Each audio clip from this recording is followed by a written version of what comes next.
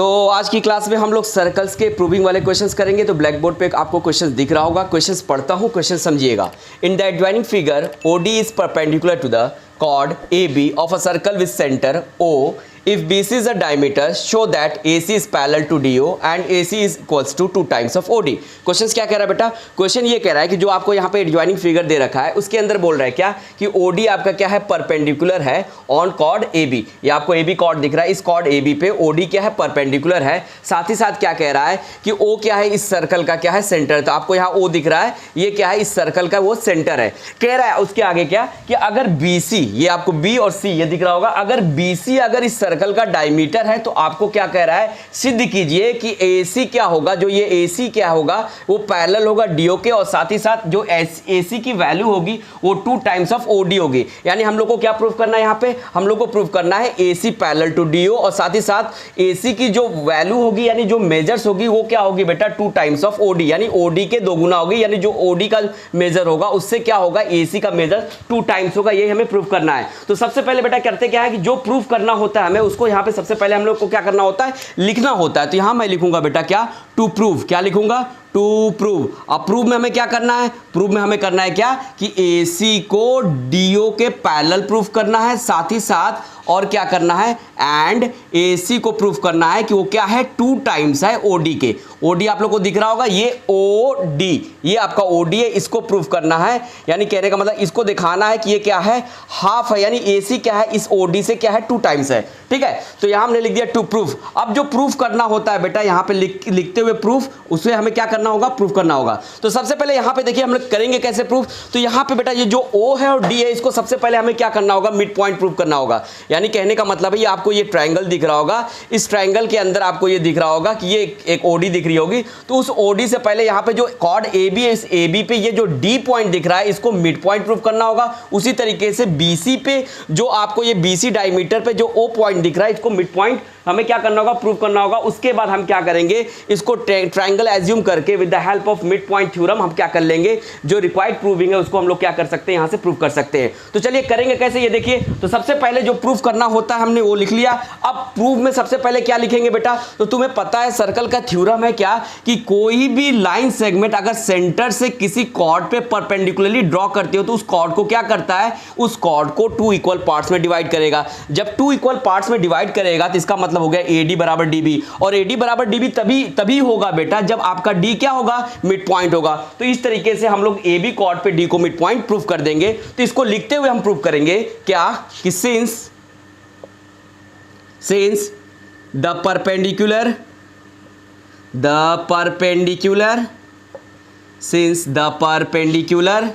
Drawn, कहां से भैया, तो सेंटर से। तो लिखेंगे since the perpendicular drawn from the centre, और कहां पे बेटा, कॉर्ड के लिए। तो लिखेंगे since the perpendicular drawn from the centre to a chord bisects the cord.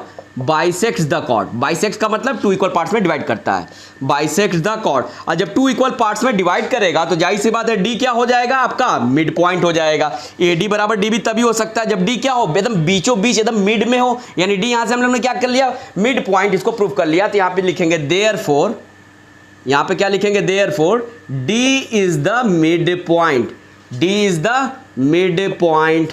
यहां हमने D को मिड पॉइंट प्रूव कर लिया। अब इसी तरीके से सिमिलरली बेटा इस O को भी क्या करेंगे, मिड पॉइंट प्रूव करेंगे।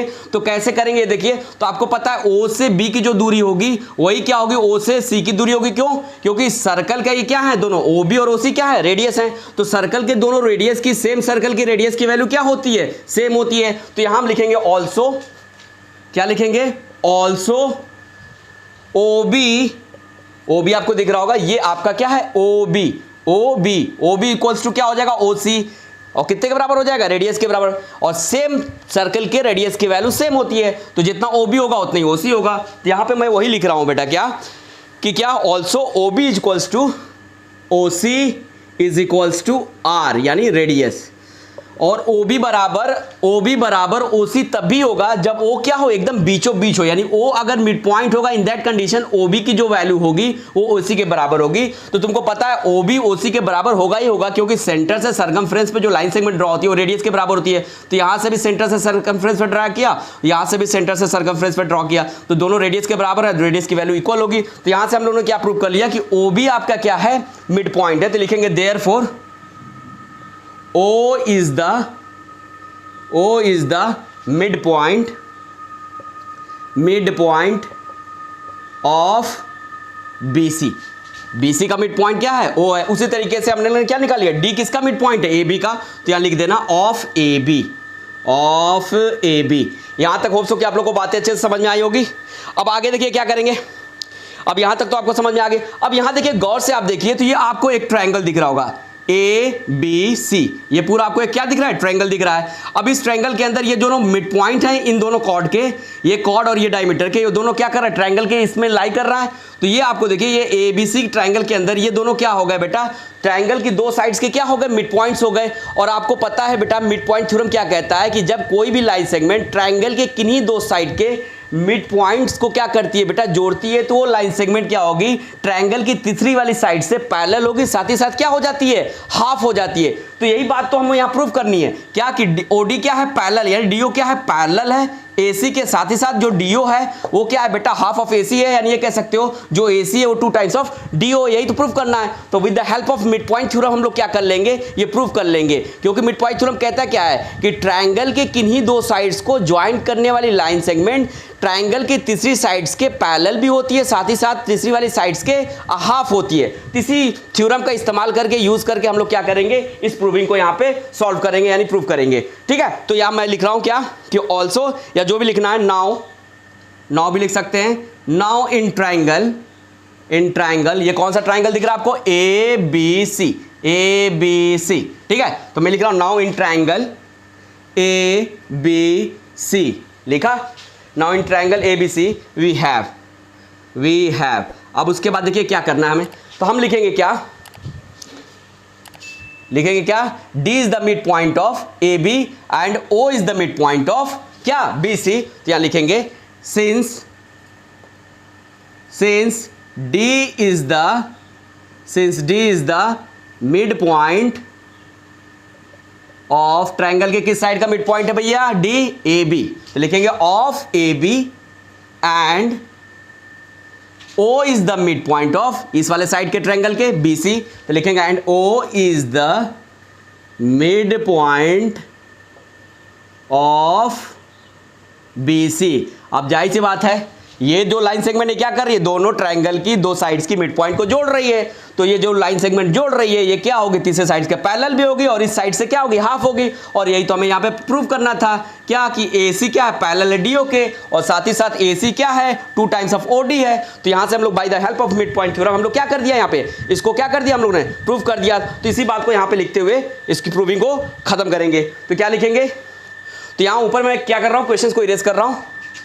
क्वेश्चन तो आप लोग को समझ ही में आ गया होगा। क्या करना है, हमें करना है क्या बेटा, AC parallel to DO proof करना है, और साथ ही साथ AC को दिखाना है कि वो 2 टाइम्स ऑफ OD है। तो हमने यहां पे लिख दिया since D is the mid point of AB and O is the mid point of BC। ये BC आपको दिख रहा होगा, ये BC है। तो यहां जब दोनों क्या है, D मिड पॉइंट है और O भी क्या है, मिड पॉइंट है, D AB का मिड पॉइंट है और क्या O BC का मिड पॉइंट है। तो यहां से लिखना कि देयरफॉर, क्या लिखेंगे बेटा, देयरफॉर क्या हो जाएगा, AC पैरेलल टू DO हो जाएगा। AC पैरेलल टू क्या लिखेंगे, DO, और साथ ही साथ क्या हो जाएगा, एंड AC क्या हो जाएगा बेटा, DO इज इक्वल्स टू हो जाएगा बेटा, DO इज इक्वल्स टू हो जाएगा हाफ ऑफ AC। अब ब्रैकेट में यहां लिख देना बाय मिड पॉइंट थ्योरम। किस थ्योरम के हेल्प से बेटा, किस थ्योरम के द्वारा ये हम लोग प्रूफ किया है, बाय मिड पॉइंट थ्योरम। तो यहां लिख दिया बाय मिड पॉइंट थ्योरम। अब मिड पॉइंट थ्योरम क्या है, अब यहां पे देखिए AC के साथ ये इधर क्या है, 2 डिवीजन में इधर जाएगा तो क्या हो जाएगा, मल्टीप्लिकेशन में हो जाएगा। तो लिखेंगे therefore AC parallel to DO, ये करना था, AC पैरेलल टू DO करना था, और साथ ही साथ एंड हो गया क्या, यानी फाइनली हो जाएगा क्या, AC इज इक्वल्स टू हो जाएगा, इधर जाएगा तो क्या होगा 2 टाइम्स ऑफ OD हो जाएगा। और यही हमें प्रूव करना था और हम लोग ने ये प्रूव कर दिया with the help of mid point theorem. तो होप्स कि ये क्वेश्चन आप लोग को अच्छे से समझ में आया होगा। अब चलते हैं next and very important question की तरफ। तो ये है आपका next and very very important question. तो क्वेश्चन पढ़ता हूँ, क्वेश्चन समझिएगा। Two circles of radii 10 cm and 8 cm intersect each other and the length of the common chord is 12 cm. Find the distance between their center. Question क्या कह रहा है बेटा, question ये कह रहा है कि दो सर्कल्स हैं, दोनों आपस में क्या करते हैं, इंटरसेक्ट करते हैं। तो आपको यहाँ पे दिख रहा होगा बेटा, दोनों सर्कल आपस में दो डिस्टिंक्ट पॉइंट पे इंटरसेक्ट कर रहे हैं। पहला पॉइंट है ए, दूसरा पॉइंट है बी। इन दोनों पॉइंट पे ये दोनों सर्कल आपस में क्या कर रहे हैं, इंटरसेक्ट कर रहे हैं। साथ ही साथ क्वेश्चन कह रहा है कि इन दोनों सर्कल के बीच का जो कॉमन कॉर्ड है उसकी मेजर कितनी है, 12 सेंटीमीटर दे रखी है। कितनी दे रखी है, 12 सेंटीमीटर दे रखी है। जबकि और क्वेश्चन में क्या दे रखा है बेटा, कह रहा है कि जो बड़ा वाला सर्कल है उसकी रेडियस आपको बोल रहा है कितनी है, 10 सेंटीमीटर है। जबकि छोटे वाले सर्कल यानी ये उस वाले सर्कल की रेडियस आपकी कितनी दे रखी है, 8 सेंटीमीटर। और क्वेश्चन कह रहा है तो बताइए कि इन दोनों सर्कल के सेंटर के बीच की दूरी क्या होगी। यानी हमें यहाँ पे इस क्वेश्चन से क्या निकालना है बेटा, डिस्टेंस बिटवीन देयर सेंटर्स, यानी हमें सर्कल के सेंटर के बीच की दूरी निकालनी है। तो सर्कल के सेंटर के बीच की दूरी को देखो बेटा, तो ये वाली लाइन सेगमेंट हमें क्या कर रही है, शो कर रही है, कौन सी, ओ डैश। यानी ओ डैश की हमें क्या करनी है, इस क्वेश्चन में वैल्यू फाइंड आउट करनी है। ओ डैश की अगर वैल्यू फाइंड आउट कर लेते हो तो इसका मतलब आप क्या कर लिया, आपने डिस्टेंस बिटवीन देयर सेंटर्स क्या कर लिया, फाइंड कर लिया। तो इसको करेंगे कैसे, ये देखिए। तो जैसा कि आप सभी को पता होगा कि जब भी दो सर्कल आपस में दो डिस्टिंक्ट पॉइंट पे क्या करती हो बेटा, इंटरसेक्ट करती हो, तो उन दोनों के सेंटर से ड्रॉन की हुई लाइन किसी कॉर्ड पे उस कॉर्ड को क्या करती है, बाइसेक्ट करती है। क्या करती है, बाइसेक्ट करती है। तो ये दिख रहा है, ये वाला सर्कल दिख रहा है, ओ क्या है, यहाँ पे उसका सेंटर है। इस सेंटर से हम क्या कर रहे हैं, ओडी यानी इस वाले कॉर्ड पे एक क्या कर रहे हैं, लाइन सेगमेंट ड्रॉ कर रहे हैं। उसी तरीके से सिमिलरली यहाँ देखिए, ये छोटा वाला सर्कल दिख रहा होगा और ओ डैश डी दिख रहा होगा, ये क्या कर रहे हैं, ये एक लाइन सेगमेंट ड्रॉ कर रहे हैं इसी कॉर्ड, सेम कॉर्ड पे यानी कॉमन कॉर्ड पे, ए बी पे। तो जब भी याद रखिए, जब भी दो आपस में सर्कल क्या करते हो, दो डिस्टिंक्ट पॉइंट पे इंटरसेक्ट करते हो, इन दैट कंडीशन कोई भी लाइन अगर सेंटर से ड्रॉन करते हो उस कॉमन कॉर्ड पे, तो जो लाइन सेगमेंट होगी बेटा, वो उस कॉमन कॉर्ड को 2 इक्वल पार्ट्स में क्या कर देगी, डिवाइड कर देगी। तो यहां पे बेटा OD और O डैश D क्या कर देगी, इस AB को 2 इक्वल पार्ट्स में डिवाइड कर देगी। तो जब 2 इक्वल पार्ट्स में डिवाइड करेगी, तो जबकि ऑलरेडी आपके क्वेश्चन में दे रखा है बेटा AB की वैल्यू 12 सेंटीमीटर दे रखी है, तो 12 सेंटीमीटर को जब भी 2 इक्वल पार्ट्स में डिवाइड करोगे तो कितने के बराबर हो जाएगा, 6-6 सेंटीमीटर के बराबर हो जाएगा। यानी A से लेके D की जो वैल्यू होगी वही क्या हो जाएगी, D से लेके B की वैल्यू हो जाएगी। और दोनों कितने के बराबर हो जाएंगे बेटा, जब 2 इक्वल पार्ट्स हैं। तो टोटल आपकी मेजर दे रखी है यहाँ पे क्वेश्चंस में 12 सेंटीमीटर। तो 12 सेंटीमीटर को 2 इक्वल पार्ट्स में डिवाइड करेंगे तो each will equals to 6 centimetre. तो यहां से लेके यहां तक बेटा AD की वैल्यू कितनी हो जाएगी, 6 सेंटीमीटर हो जाएगी। तो मैंने यहां पे 6 सेंटीमीटर लिख दिया। अब इसके बाद आपको याद होगा कि एक सर्कल का थ्योरम है बेटा, कि जब भी कोई भी अगर लाइन सेगमेंट अगर हम सेंटर से किसी कॉर्ड पे ड्रॉ करते हैं, अगर वो लाइन सेगमेंट कॉर्ड को क्या करती हो बेटा, बाइसेक्ट करती हो, इन दैट कंडीशन याद रखिएगा, सर्कल का थ्योरम है, वो उस कॉर्ड पे हमेशा क्या होगी, परपेंडिकुलर होगी ही होगी। तो यहां पे देखो, इस AB को ये सेंटर से जो OD लाइन सेगमेंट क्या कर रही है, बाइसेक्ट कर रही है। देयरफॉर ये OD क्या हो जाएगी, इस AB पे परपेंडिकुलर हो जाएगी। क्लियर। उसी तरीके से सिमिलरली इसी AB को क्या कर रही है, O डैश D भी क्या कर रही है, बाइसेक्ट कर रही है। इस वजह से क्या हो जाएगी बेटा, O डैश D भी क्या हो जाएगी, यहां पे इस कॉर्ड पे क्या हो जाएगी, परपेंडिकुलर हो जाएगी। अब इस तरीके से आपको यहां पे देखिए, तो ये एक क्या मिल रहा है, राइट एंगल ट्रायंगल दिख रहा है। ये वाला भी AOD भी और AO डैश D भी, ये दो हमारे क्या हो गए, राइट एंगल ट्रायंगल हो गए। साथ ही साथ आपके क्वेश्चन में ऑलरेडी पहले से ही दे रखा है क्या कि एक सर्कल की रेडियस 10 सेंटीमीटर, यानी बड़े वाले सर्कल की रेडियस 10 सेंटीमीटर दिख रही है। तो ये दिख रही है OA, ये OA क्या है बेटा, ये बड़े वाले सर्कल का क्या है, रेडियस है। तो OA बराबर यहां पे क्या दे रखा है आपका, 10 सेंटीमीटर। तो यहां मैंने ले लिया 10 सेंटीमीटर। उसके बाद क्या कहता है कि जो छोटा वाला सर्कल है उसकी रेडियस की वैल्यू दे रखी है। तो छोटे वाले सर्कल यहां पे दिख रहा है रेडियस आपको O dash A। O dash A क्या है बेटा, ये रेडियस है इस छोटे वाले सर्कल का। तो उसकी वैल्यू यहां पे दे रखा है 8 सेंटीमीटर। तो यहां मैंने ले लिया 8 सेंटीमीटर। अब यहां पे देखिए बेटा गौर से, दो ट्रायंगल दिख रहा है, दोनों राइट एंगल ट्रायंगल दिख रहा है, और दोनों ट्रायंगल में देखिए ये हाइपोटेनस और परपेंडिकुलर की वैल्यू दे रखी है। जबकि ये OD ये क्या है, इस वाले ट्रायंगल का क्या है, बेस है, लेकिन इसकी वैल्यू यहां पे नहीं दे रखी है। उसी तरीके से सिमिलरली देखिए बेटा AO'D क्या है, ये भी एक राइट एंगल ट्रायंगल है जिसमें AO की वैल्यू 8 सेंटीमीटर के बराबर दे रखी है, जबकि AD की वैल्यू 6 सेंटीमीटर हम लोग ने निकाल रखी है, और OD अगेन O'D अगेन यहाँ पे क्या है, बेस है और इसकी वैल्यू दे नहीं रखी है। यानी दोनों ट्रायंगल की बेटा बेस की वैल्यू हमें नहीं पता है। अगर दोनों ट्रायंगल की बेस की वैल्यू निकाल लें और दोनों को ऐड कर दें तो किसके बराबर हो जाएगा बेटा, OO' के बराबर हो जाएगा, यानी डिस्टेंस बिटवीन देयर सेंटर के बराबर हो जाएगा। और यही तो हमें क्या करना था, यहाँ पे निकालना है। तो उसको निकालेंगे कैसे, तो ये जितनी भी हम लोगों ने चीजें यहाँ पे करी है उसको लिखते हुए हमें क्वेश्चंस में क्या करना होता है, सॉल्व करना होता है। तो लिखेंगे कैसे, ये देख लीजिए। तो सबसे पहले हम लोग क्या लिखेंगे बेटा, since the line drawn from the, चूंकि क्या बेटा हम लिखेंगे कि जब भी कोई भी लाइन सेगमेंट सेंटर से ड्रॉन होती है बेटा और किसी कॉमन कॉर्ड या किसी कॉर्ड को बाइसेक्ट करती है, इन दैट कंडीशन ये लाइन सेगमेंट उस कॉर्ड पे क्या होगी, परपेंडिकुलर होगी। तो इस बात को लिखेंगे, ठीक है। तो लिखना since the line segment, since the line segment drawn from the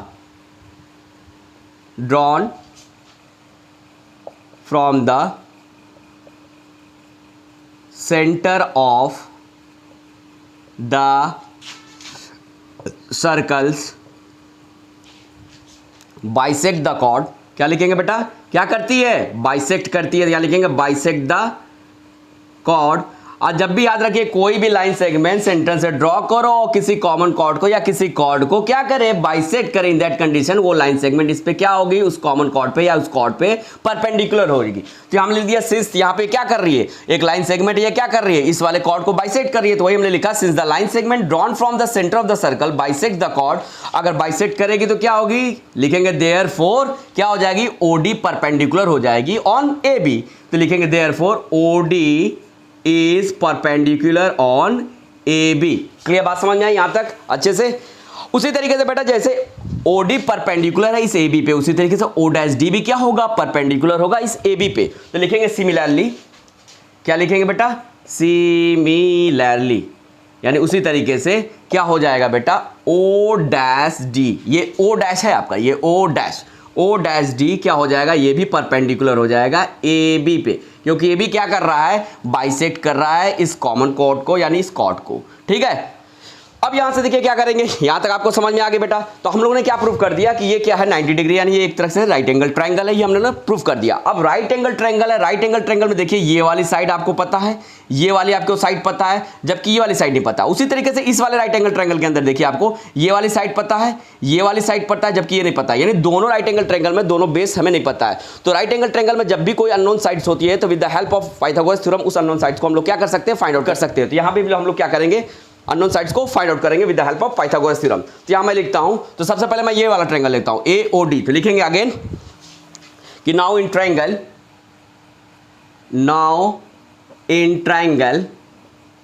AOD we have, AOD we have, ये ले रहा हूं ट्रायंगल AOD, यानी ये वाला ट्रायंगल। अब इसमें देखो AO की वैल्यू कितनी है, 10 सेंटीमीटर, जबकि AD की वैल्यू हम लोग निकाल रखी है कितनी है, हाफ ऑफ द 12 सेंटीमीटर यानी 6 सेंटीमीटर, और ये निकालना है।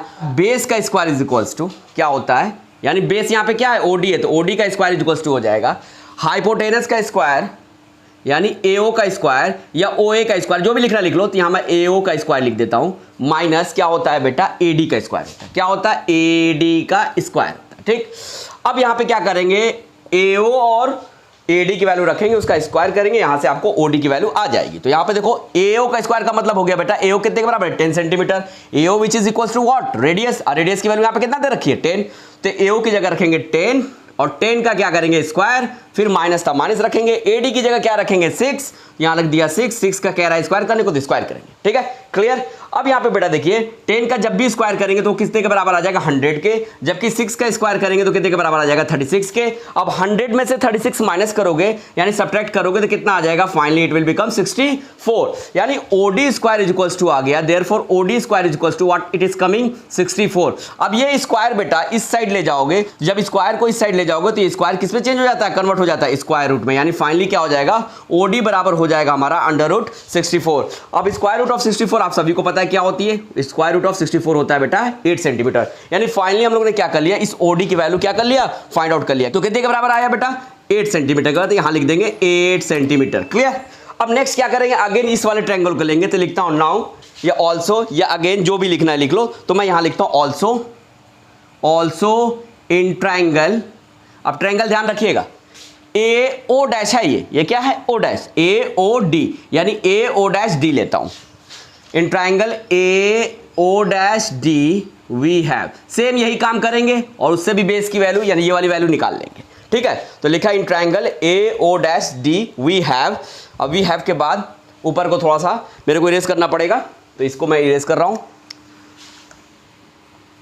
अब यहां से देखिए बस सिमिलरली एकदम इसी तरीके से स्टेप और आगे सॉल्व करना है और आ जाएगा आपका यहां से ओ डैश की वैल्यू। चलिए तो लिखेंगे क्या, in triangle A O dash D we have.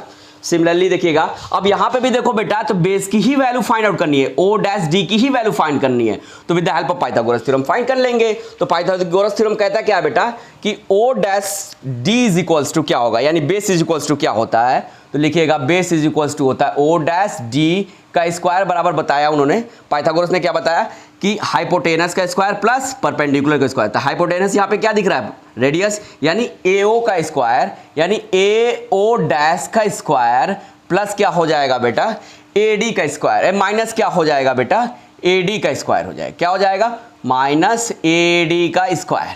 अब यहाँ देखिए ए ओ डैश की वैल्यू दे रखी है 8 सेंटीमीटर, तो यहां रखेंगे A O dash is equals to 8 centimetre. अब स्क्वायर कह रहा था स्क्वायर करेंगे, माइनस कह रहा माइनस करेंगे। अब एडी का स्क्वायर, यानी एडी यहां पे कितना है, एडी 6 है, तो एडी की जगह 6 रखा, स्क्वायर कह रहा था स्क्वायर कर दिया। अब आप सभी को पता है 8 का स्क्वायर कितना होता है 64 लिख दिया, माइनस था माइनस रख लिया। 6 का स्क्वायर कितना होता है 36 होता है, 36 लिख दिया। अब 64 में से 36 आप जब भी माइनस करोगे तो फाइनली इट विल बिकम 28, यानी हमारी क्या आ गई ओ डैश डी की वैल्यू भी यहां से अब आ जाएगी। ठीक है, तो अब यहां से हमारी क्या हो गई बेटा ओ डैश डी स्क्वायर की वैल्यू आ गई, ओ डैश डी स्क्वायर बराबर कितना आ गया 28 सेंटीमीटर आ गया। तो यहां लिखेंगे therefore O dash D square is equals to 28। अब बेटा ये स्क्वायर है, इस साइड जाएगा तो किस में कन्वर्ट हो जाता है स्क्वायर रूट में, तो ये हो जाएगा फाइनली ओ डैश डी बराबर हो जाएगा अंडर रूट 28। अब 28 का स्क्वायर रूट निकालना होगा बेटा, तो 28 को ऐसे लिख सकते हो 4 × 7 लिख सकते हैं बिल्कुल। अब 4 का स्क्वायर रूट कितना होता है 2, तो 2 को बाहर कर लो, अंडर क्या बचेगा बेटा 7 बच जाएगा। यानी फाइनली क्या आ गई ओ डैश डी की वैल्यू हमारी आ गई बेटा ओ डैश डी आपको दिख रहा है इस वाले पोर्शन की वैल्यू आ गई 2√7, यानी यहां से यहां तक की वैल्यू क्या आ गई 2√7 आ गई।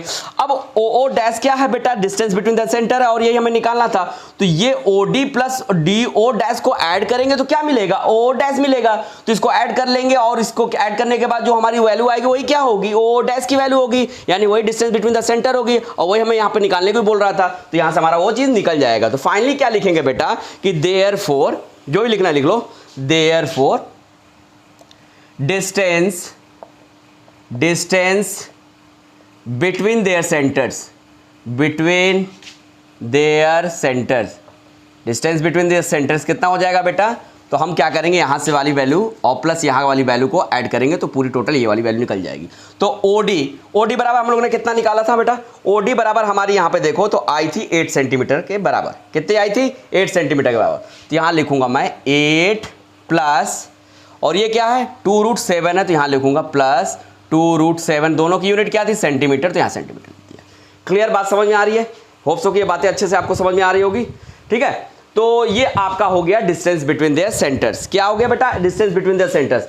अगर आप चाहो तो एक स्टेप और आगे करना चाहो तो इसको क्या कर सकते हो, इन दोनों में से 2 कॉमन निकाल सकते हो, तो 2 कॉमन निकालोगे तो यहाँ 4 बचेगा, ये बेटा बचेगा √7, तो ये भी ऐसे भी लिख सकते हो आंसर को। ठीक है, तो ये दोनों आंसर यहाँ तक भी कर दोगे तो आपका सही है, और एक स्टेप और आगे बढ़ के भी ऐसे कॉमन निकाल के सॉल्व कर दोगे तो क्या ये भी सही होगा। ठीक है, तो फाइनली हमको जो बोल रहा था डिस्टेंस बिटवीन देयर सेंटर निकालने को, उस डिस्टेंस बिटवीन देयर सेंटर की वैल्यू क्या होगी 8 + 2√7, ठीक है, इन ब्रैकेट सेंटीमीटर होगी, यानी 2 टाइम्स ऑफ इन ब्रैकेट 4 + √7 क्या हो जाएगी ये डिस्टेंस बिटवीन द सेंटर हो जाएगी। यानी ये पूरा हम लोगों ने क्या कर लिया इस क्वेश्चन में निकाल लिया, और यही कह रहा था क्या निकालने को। तो सो कि ये भी क्वेश्चन आप लोग को समझ में आया होगा। अगर अच्छी वीडियो लगी हो तो प्लीज़ यार लाइक और सब्सक्राइब जरूर करना। तो आज की क्लासेस बस यहीं तक के लिए, मिलते हैं नेक्स्ट क्लासेस में।